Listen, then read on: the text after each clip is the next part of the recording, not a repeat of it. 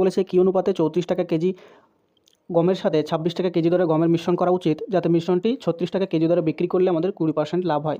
তো এখানে 20% লাভ মানে এখানে আমাদের যে 36টা দেওয়া আছে সেটা দেওয়া আছে বিক্রয় মূল্য। তো মিক্সচার অ্যালিগেশনের ক্ষেত্রে বিক্রয় মূল্য থেকে আমাদেরকে ক্রয় মূল্য বার করতে হবে, কারণ আমরা যেই মিশ্রণগুলি মেশাবো সেখান থেকে আমরা যদি ওভারঅল একটা দাম বার করি তাহলে সেটা আমাদের সবসময় ক্রয় মূল্য বেরোয়। তাহলে 20% যখন লাভ হয় তো সেই 20%-এর ভ্যালু আমরা কত লিখতে পারি? 1/5। সেই 1/5 মানে হচ্ছে 5 ইউনিটের মধ্যে যদি 1 ইউনিট লাভ হয় তাহলে সেই টাকা আমরা বেচি 6 ইউনিটে, 5 ইউনিটে কিনে। তাহলে এখানে আমাদের যে 6 ইউনিটের ভ্যালু সেই টাকা আমাদের দেওয়া আছে 36।